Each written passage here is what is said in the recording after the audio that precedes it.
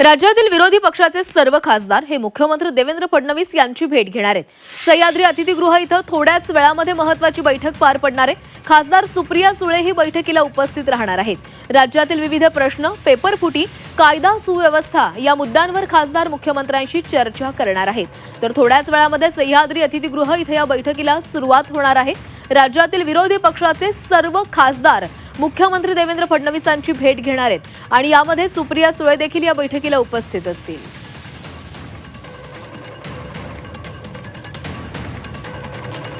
तर राज्यातील विरोधी पक्षाचे सर्व खासदार हे मुख्यमंत्र्यांच्या भेटीसाठी जाणार आहेत। सह्याद्री अतिथीगृह इथं थोड्याच वेळामध्ये महत्त्वाच्या बैठकीचं आयोजन करण्यात आलेलं आहे।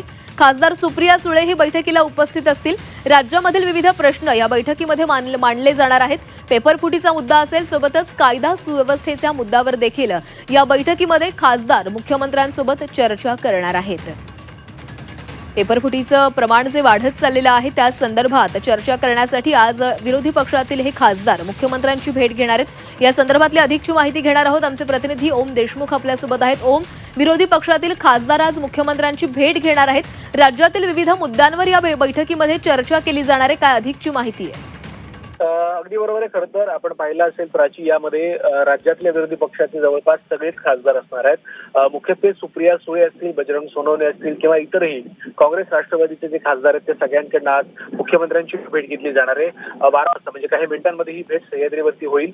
राज्यामध्ये गेल्या काही दिवसांपासून ज्या काही समस्या आहेत किंवा मुख्यत्वे पेपरफुटीचा प्रश्न असेल किंवा इतरही महत्त्वाचे मुद्दे असतील, त्या अनुषंगानं खासदारांचं हे शिष्टमंडळ मुख्यमंत्र्यांची भेट घेत आहे। या भेटीमध्ये नेमका काय तोडगा निघतोय? खरं तर आपण पाहिलं असेल की सगळ्यात महत्त्वाचा मुद्दा तो म्हणजे एमपीएससीच्या पेपरफुटीचा आहे।